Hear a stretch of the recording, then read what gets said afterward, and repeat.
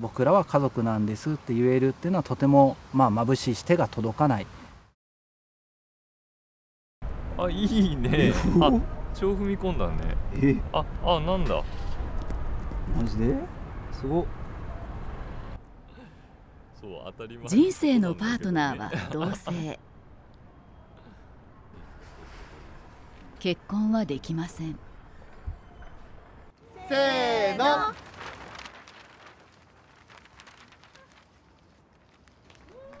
愛する人と結婚がしたい。今全国で多くの人が戦っています。もう22年経ってるけど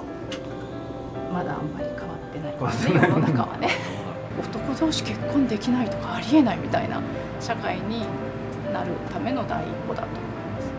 ます。静かに穏やかに法の下の平等の下で暮らしていけることが夢なのかな。外出するときは自分を偽らずに生きていきたい。説明も省けますしね。大体分かってもらう。堂々としてれば、ね、そうじゃない人からしてもすごい堂々としてるから別に普通のことなんだなって受け取ってもらえたらいいなと思うので。周りの友人や家族は2人を祝福しているのに、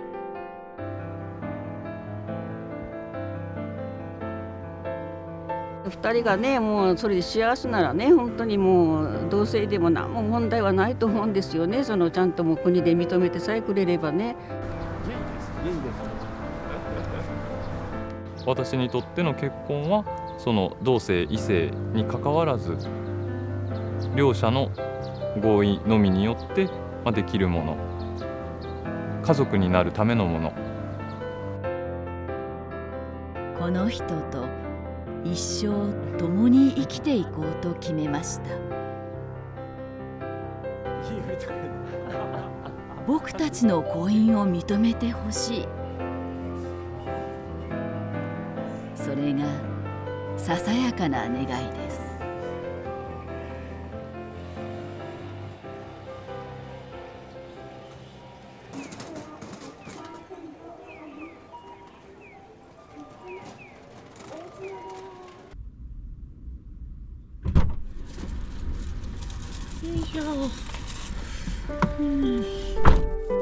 会社員のゆうたさん。ち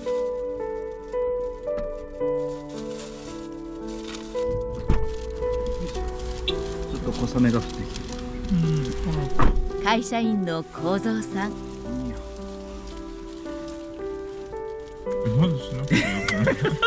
いやなんか雨とかんと落ち着かんとって。今から食べるんでしょ？食べる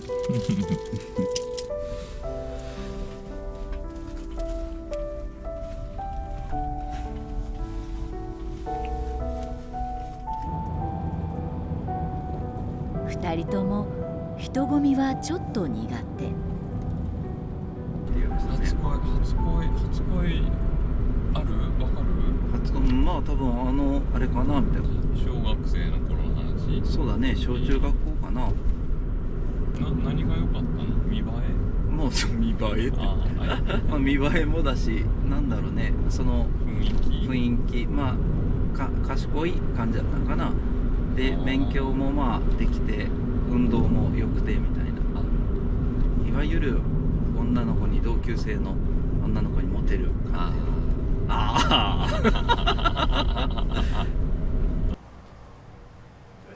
料理の担当は幸三さん。車を運転するのはゆうたさんです。掃除や洗濯はお互いができるときに。2人は男性同士のカップルです。5年前から一緒に暮らしています。普段からそんなに別に会話っていう会話しないよね。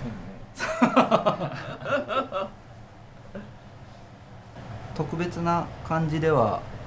日々過ごしてないけど、もしそのユータじゃなくて別のゲイの人だったらって思うと、同じようなやっぱり生活、家族ぐるみだとかっていうのは遅れてないのかなっていう感じがするので、やっぱり自分らしく今が一番いられるのかなっていうふうには感じるのかな。理由付けするとなんか不思議な感じなんか幼いなって感じですよね。だ。そんなもんなんかね。出会ったのは22年前です。まだ2人とも10代でしょ。そうね。2人は幸三さんの一目惚れで付き合い始めました。進学や就職で別れた時期もありましたが、再び交際。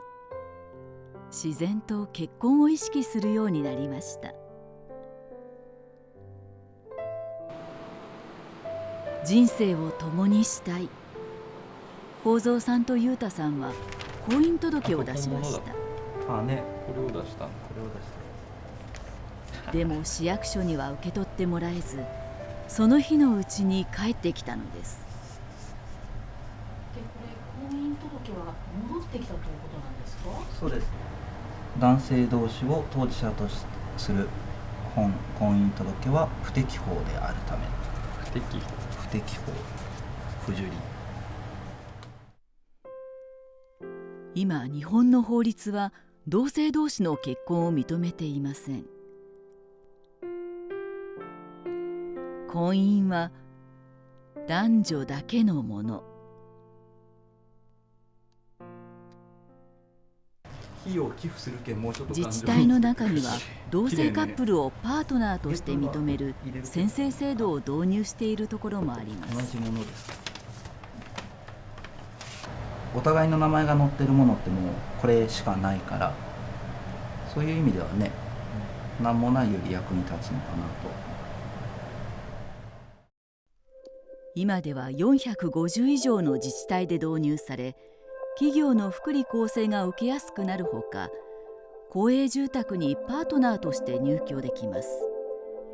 しかし法的な効力はなく、相続や税金の控除など婚姻と同じ権利は得られません。家族ぐるみでうまく付き合えてる人たちがやっぱり全てでもないし、そもそもやっぱりまだじゃあ伝えることができる人ばかりでもないし、端的に言うとやっぱり法的効果って何もありませんし、やっぱりお互い何かあった時、相続の問題とかもパートナーシップじゃ何にもなりませんし、事故とか病気とかで片方意識がないとかいう時に、家族としてはやっぱり病院で扱ってもらえない場合がある。法律上は他人のまま。2人は休日を使って講演活動を続けています。同性カップルだから気づくことがあります。よくいつから同性が好きなのと言われることがあるんですけれども、異性愛者の方々はですね、ではじゃあ自分はいつから異性好きになったのかなというふうに置き換えてちょっと考えてみてください。そういった視点で見るとですね、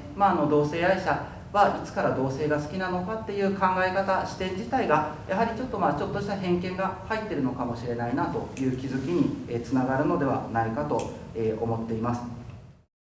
男ならこうするのが普通、女ならこうが普通。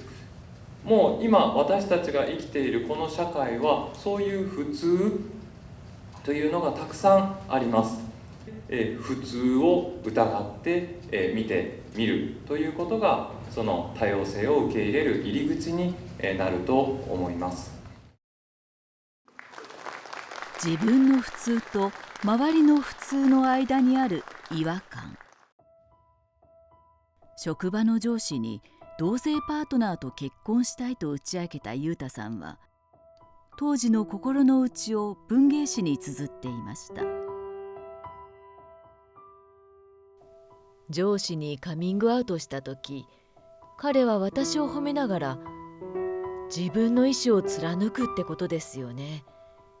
僕にはできるかわからないなと言って話を締めた。いえ、そういうことではないんですよとはその場では言えなかった。ただ、おめでとうと言える世界の方が私を含め多くの人にとって住みやすい世界なんじゃないか。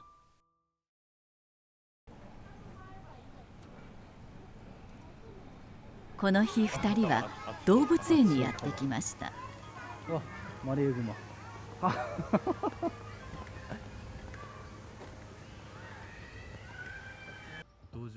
2人揃って外で過ごすのは久しぶりです。猫でしょ。ここ猫コーナー。上手ね。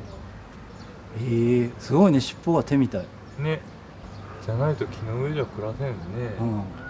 運動できない猿とかいんのかな。いいよそりゃ。もう本当に休みがあった時に気が向いたらみたいな感じで、あんまり外に出るのが好きじゃないからお買い物ぐらいかね。そうね、なんか普段の日用品のね。そう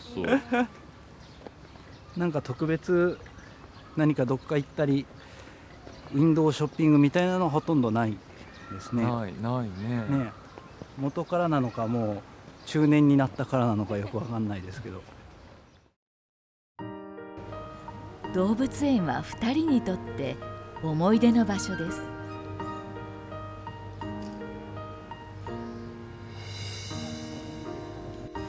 ゆうたの亡くなったお母さんも象が好きだったから。この象よね、多分ね。そう。ゆうたさんの母は5年前に亡くなりました。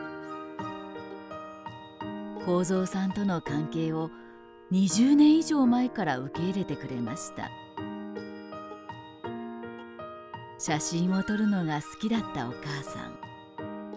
折に触れて2人の写真を撮ってくれました。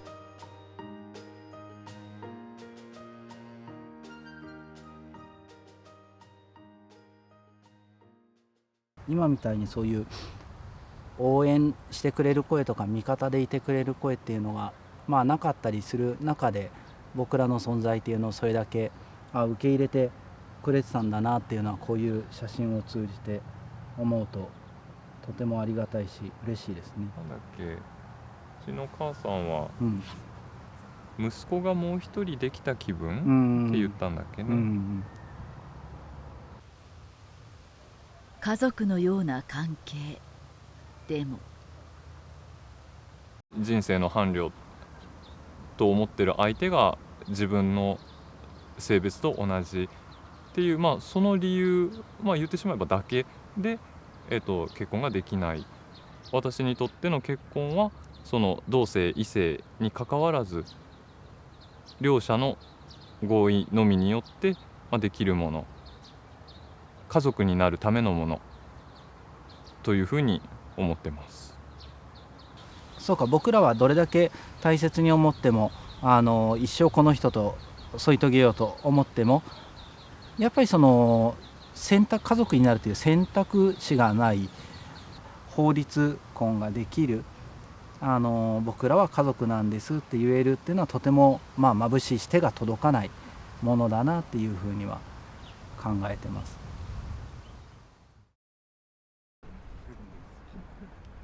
結婚の自由をすべての人に。幸三さんと裕太さんは国を相手に裁判を起こしました。本当は大勢の人の前には出ず、静かに暮らしたい2人。それでも同じ境遇で声を上げられない人のために立ち上がりました。どうにか自分の生きているうちに日本でも同性婚という選択肢を作ってもらい、選択することで得られる生きる希望や未来への目標をこれからも生まれてくる同性愛者をはじめとする LGBT の子どもたちに残してあげたいと思っています。結婚が全てではありません。するしないを選ぶのは個人で自由です。私たちはお互いにすることを選びました。ただそれだけのことです。職場の同僚との会話や親戚の集まりで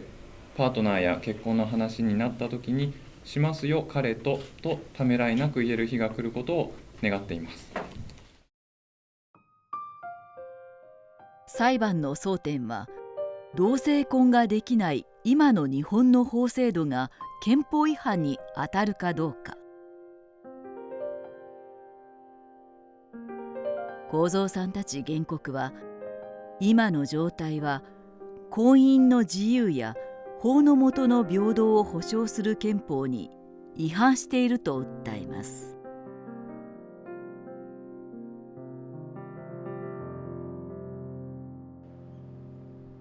一方の国側、同性同士の結婚は想定されていなかった、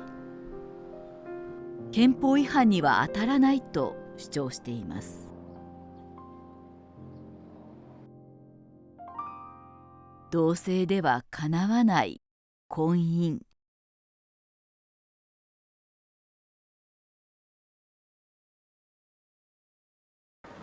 車がブンブン入ってくる時間は終わったね。あ、そうね、搬入のね。2人にとって大切な居場所が熊本市内にあります。裕太さんが学生時代にアルバイトをしていた店です。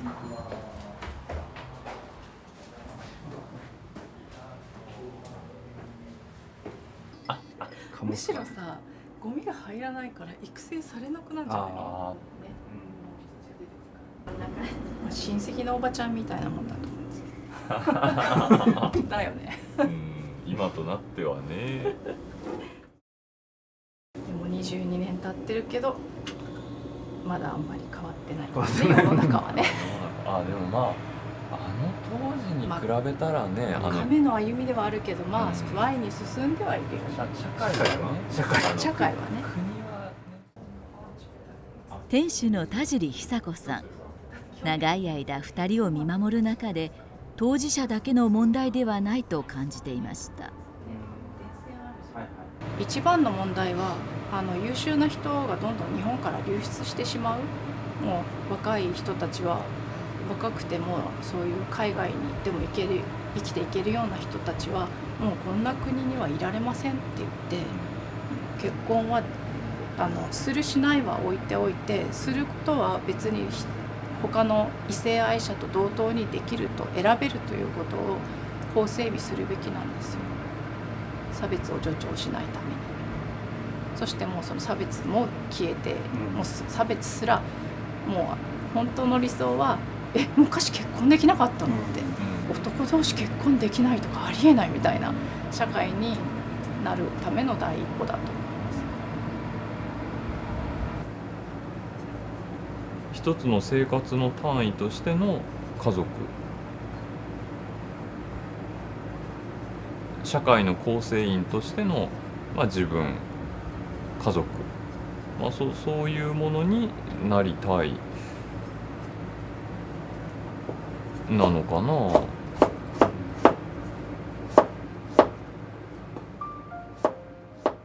裕太さんの母も2人と一緒によくこの店に通っていました。裕太のお母さん死んでしまったわけだけど、多分生きてたらものすごく喜んだんですよもうすでに間に合ってないんですよ、今生きてる、私の父と幸三さんのお母さんね、長生きはしてほしいけど生きてるうちになりたいよね。そうね、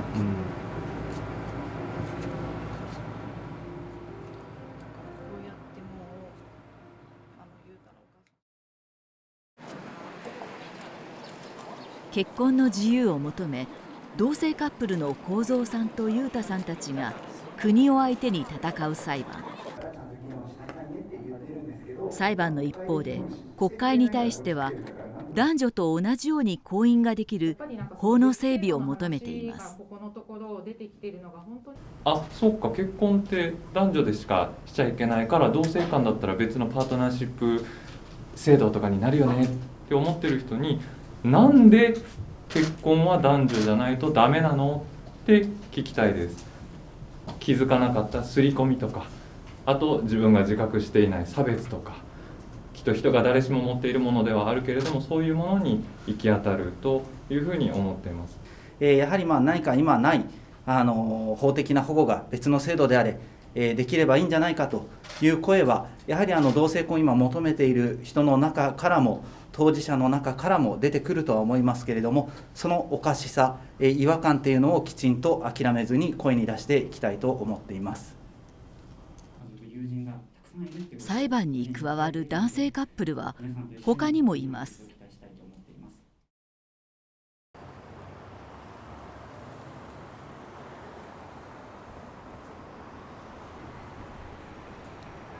福岡市の会社員正弘さんと康介さん。外出するときは同じ服で出たりとか、説明も省けますしね大体分かってもらえる。それがなんかすごい堂々としてれば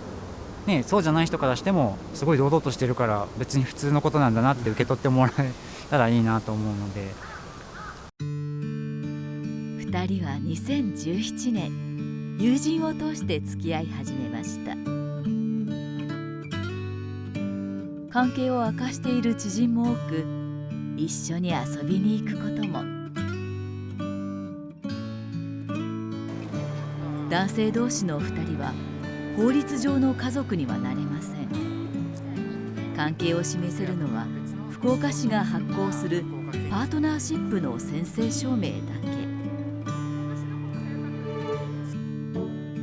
それでも7年前から生活を共にするようになり、2年後には正弘さんの方からプロポーズしました。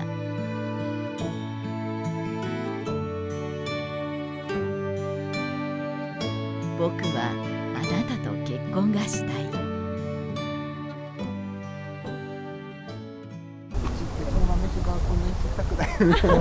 豆柴ちゃんですよね。全然でもまだ赤ちゃん。まだ5ヶ月。あ、そうでしょう。可愛い豆柴のはずなのにめっちゃでかい。7キロぐらい。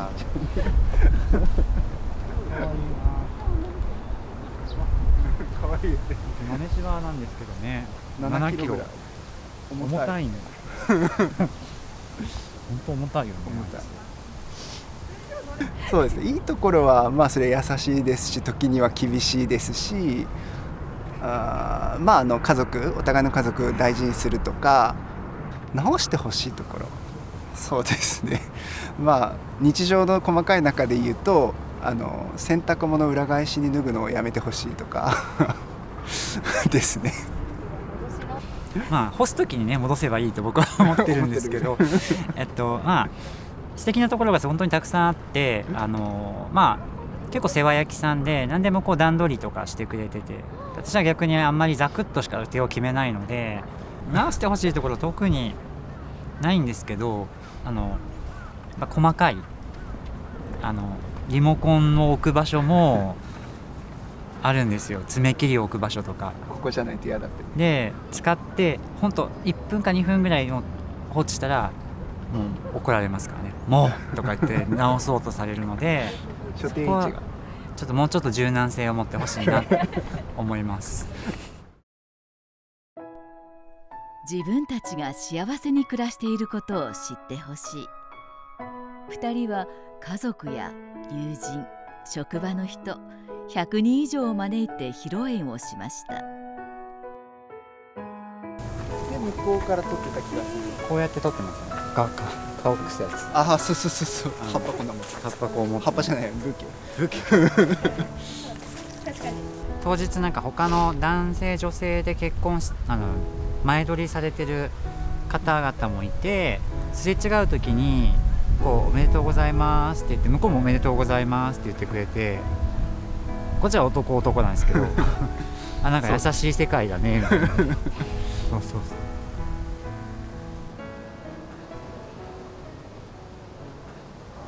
ボーダーとかなさそうなんですけど、やっぱりまだ法律が整備されてないっていうボーダーが確実にあるのが違和感がありますよね。男女の結婚式と同じように自分たちを祝ってくれる家族。でもパートナーが男性ということを初めから伝えられたわけではありませんでした。最初に父親にカミングアウトしなかった理由っていうのが、まあ昔ながらの人で、仕事は男、女は家庭みたいな昔ながらの人だったんで、やっぱりこの人に言っても伝わらないって、否定されるっていうのは思ってて、で家の中も居場所なくなると困るなって思ったんで言わなかったんですよね。70歳を超える正弘さんの父。息子もそのうち女性を好きになると思っていました。しかし正弘さんは好きな人が男性だと明かせず苦しんでいたのです。変化があったのは康介さんと出会ってから。法廷で思いを語りました。康介君と付き合うことで素直で明るい性格に戻ったと思っています。男女同性であれ、幸せな人生を送る権利はあると思います。そんな父親も、一つ一つ理解深めて、あんな結構高齢な年齢から一つ一つ理解を深めて、今はもう私たちにすごい協力的だし、なんか私より康介とよく電話で話したりするので、こんな仲良くしてくれるっていうのはもう今前からだと考えられないなって思いますね。私たちも葛藤してカミングアウトするけども、私の父とか周りの家族とか聞いた人もそれを受け入れるのにまた葛藤するんだなっていうのを改めて思ったのと、法律もないしロールモデルもないし、大切な自分の子供がどうやって生きていくのかって思うと、なんかこう葛藤がしなくてもいいような葛藤が多分あると思うんですよね。結婚ができるなら親に心配をかけないかもしれない。結婚のすごいところって、もし離婚した時でも、もし死別になった時でも、ちゃんとその後法律が守ってくれますよね。だからそういうのを婚姻届1枚でそんな大きな法律のパッケージを手に入れられる、なんかすごいなって、結婚って法律の結婚ってすごいんだなっていうのを最近よく思います。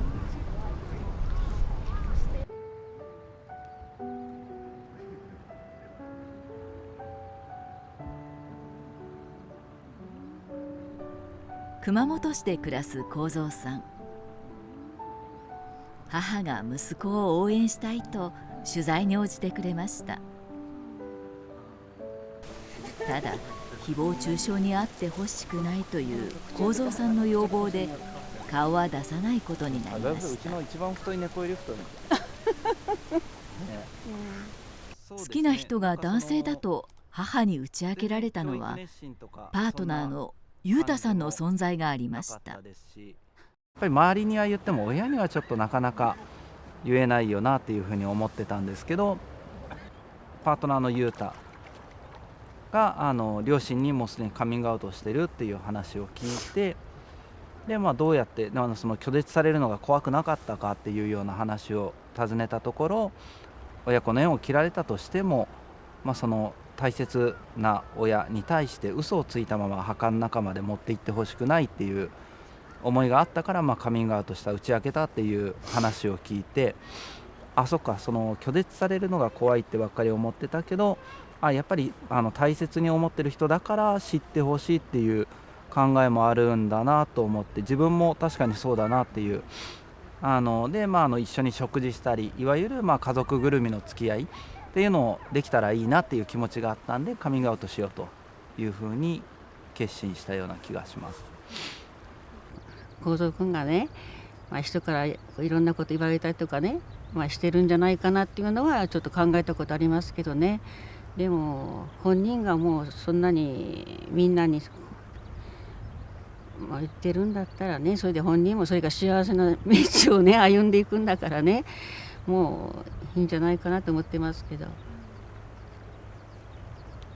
心配は今んとこしてません。で裕太君がねしっかりしてるから、大丈夫だと思います。この人にはちょっとねしっかりした人がつかないといけないんですよ。裕太さんと初めて会った時の印象は、いや可愛いなったけど、最初ね可愛いと思ったんですよ。息子の恋人が男性だということをすぐに受け入れてくれました。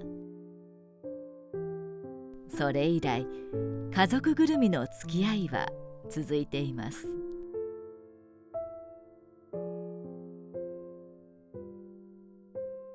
まあね、2人がねもうそれで幸せならね、本当にもう同性でも何も問題はないと思うんですよね。そのちゃんともう国で認めてさえくれればね、そしたらもう幸せになる人がもっとたくさんね、もう声を上げてね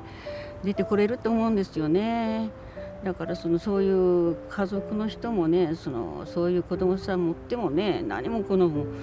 恥ずかしがることもね、卑下することもないからね、もっと表に出てもね応援してもいいなと思うんですけどね。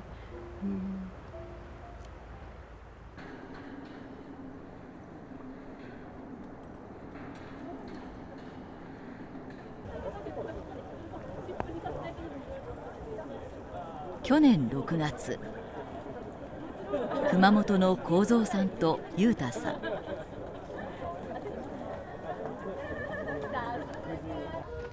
福岡の康介さんと正弘さんが加わっている裁判が判決の日を迎えました。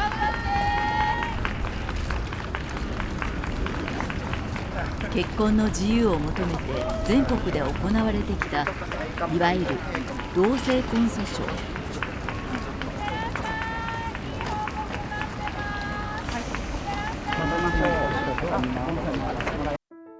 この日、福岡地裁は同性カップルの結婚を認めないことは憲法に違反する状態にあると判断。国会に対しこの状態の解消に着手すべきとしながらも、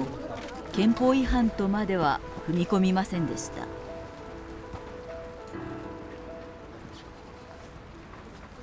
議論、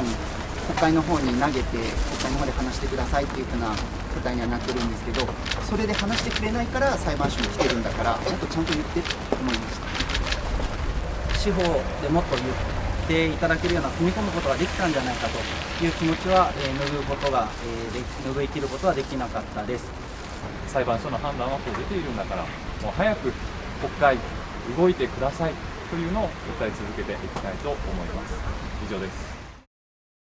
同性婚訴訟はこれまでに6つの判決が言い渡されました。札幌と名古屋が憲法違反と判断したのに対し、東京の2県と福岡は憲法に違反する状態、大阪は憲法違反ではなく合憲と判断が分かれています。今も日本に存在する同性婚に反対する声。結婚は男女がするもの。同性の結婚を認めると家族観や社会が変わってしまう。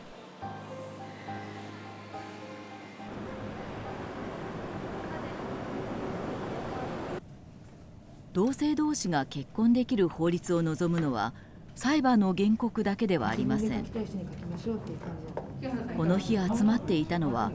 性的少数者の支援団体や当事者です。同性婚ができる法律を作るよう岸田総理や国会議員に宛てた手紙を書いていました。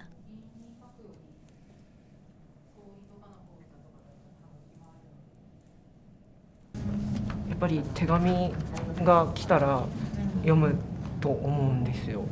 で実際にいる人からその形としてもらったらやっぱり本当にいるんだっていうことは伝わると思うし、ね、普通に生活してるし、もう実際にいるしで、どんどんやっぱり前に出てっていうか声を上げてっていうか可視化していかないと変わんないと思うし、可視化することでやっぱり岸田総理に宛てた手紙。熊本県内で暮らしていた女性カップルのもとで育つ子供が書きました。私は同性婚を認めてくれないからお母さんたち結婚できてないじゃんと言われたことがあります。ちょっとだけ泣きそうになりました。ただ性が同じだと結婚できないのでしょうか。認めてくれたらみんなにっこりしますよ。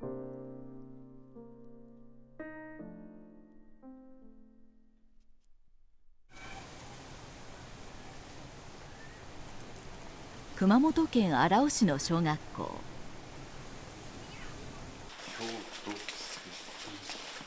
同性カップルの幸三さんと裕太さんはこの日教職員向けの講演を依頼されました。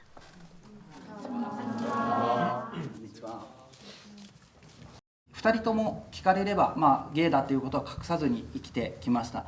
まだ今この国ではほとんどの人っていうのは自分が当事者であるっていうことは、オープンにせずに、生きている、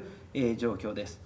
それがなぜかというと、やっぱり自分が当事者であるということを知られると、家庭であったり学校であったり職場だったり、そういうところで自分の居場所がなくなってしまうんじゃないだろうかとか、何か陰で言われたりするんじゃないだろうかと、そういう恐怖心から自分が当事者であるということを言い出せない人も、まだまだ多くいるのが現状なのかなというふうに思っています。とある学校でお話をしに行った、講話の後にですね、話しかけて、くれた、生徒さんがいたんですけれども、で実は自分もその当事者でバイセクシャルですっていうのをカミングアウトをしてくれました。でただそれを親にカミングアウトしたら気持ちが悪いというふうに拒絶されてしまったと。で自分の頭の中では決してバイセクシャルである自分が悪いわけではないというのは理解はできているんだけれども、どうしてもその親の言葉が頭から離れないというふうに泣きながら、打ち明けてくれました。やっぱりまだ生徒さん学生さんっていうのは自分で生活自立してない状態であれば、学校以外での居場所っていうのはやっぱり家庭しかない場合が、多いです。ですると家庭で拒絶されてしまうと逃げ場がない、居場所がないっていうことでやっぱりその子自身追い詰められてしまうので、決してそのカミングアウトは今こういう多様性の時代だからっていうふうに進めるようなものではそもそもないということを念頭に置いていただければいいなと思っています。性的少数者、いわゆる LGBTQ+ の当事者は民間の調査でおよそ10人に1人いるとされています。しかし多くの当事者は周りに明かせず、中には追い詰められる人も。 NPO 法人の調査によると、当事者で自殺を考えたことがあると答えた人は全体の6割以上に上ります。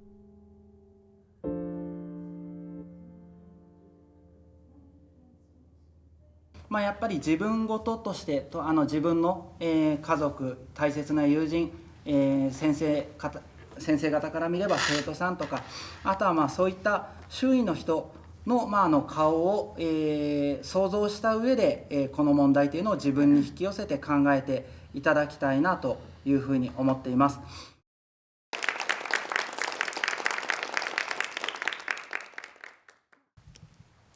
本当に貴重なお話を聞かせていただきましてありがとうございました。家族が、私子供3人いますけども、子供たちがそういうふうな、カミングアウトをした時に果たしてどうリアクションするんだろうって、今の自分ではそこは何とも断言できない自分がいます。子どもたちにそういう知識や感覚を提供していくことにだけは全職員で責任を持ってお約束したいというふうに思います。本日はありがとうございました。ありがとうございました。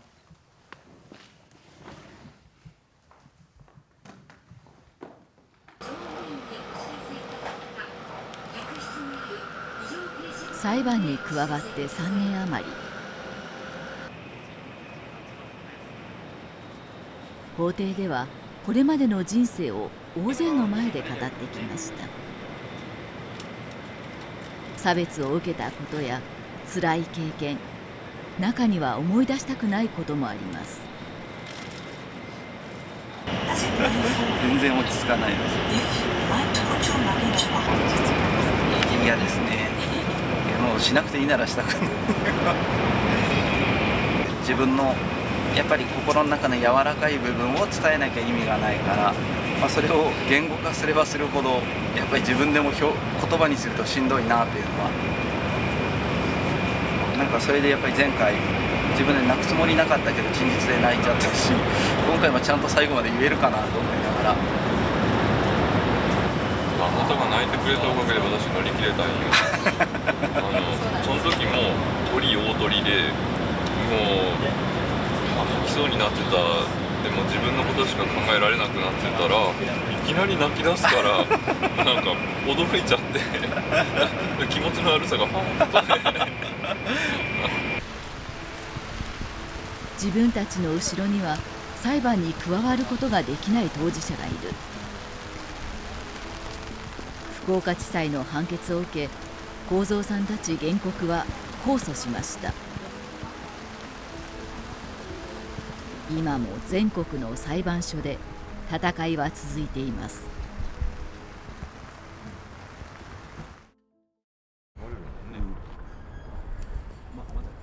熊本市で暮らす幸三さんと裕太さん。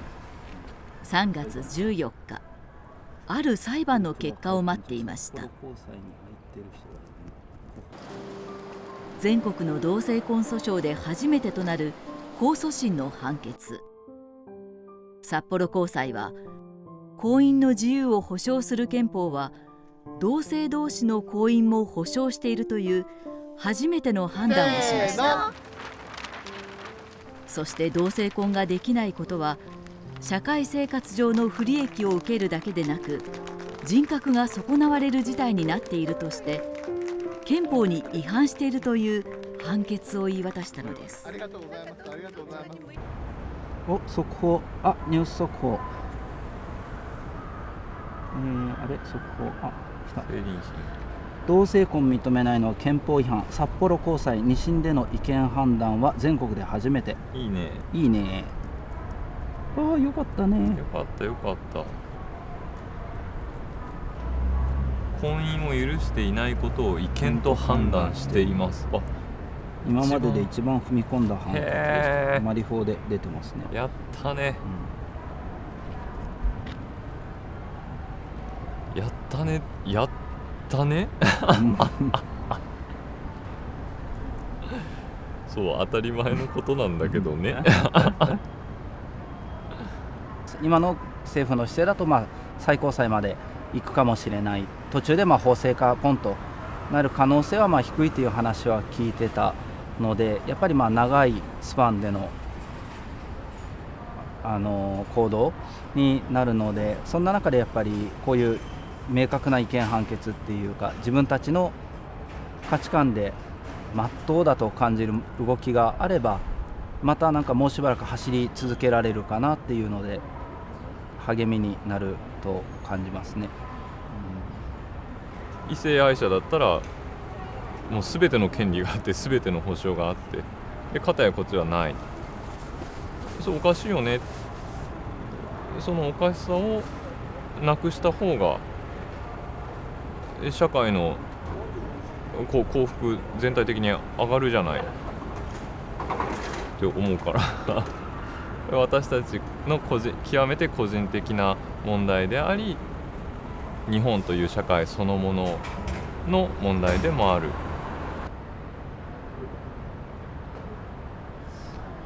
道のりは続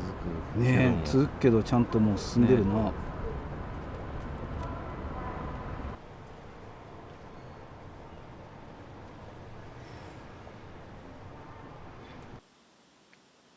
判決の翌日、岸田総理は同性婚に関する規定を設けないことは憲法に違反するものではないという見解を示しました。一方、去年2月に NNN と読売新聞が行った世論調査では、同性婚を法的に認めるかという質問に対し、賛成が 66% と反対を大きく上回っています。また NPO 法人などの調べでは、国内でおよそ500の企業や団体が同性婚の法制化に賛同を表明し、同性パートナーの福利厚生の見直しも進んでいます。そして世界では37の国と地域で同性婚が法制化されました。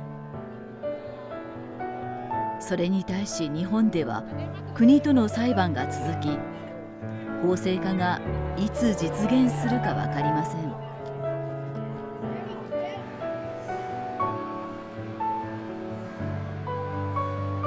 人生のパートナーは同性、一生共に生きていこうと決めました。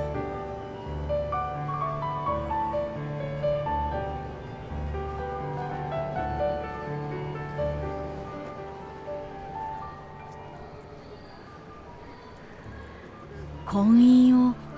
認めてくれませんか？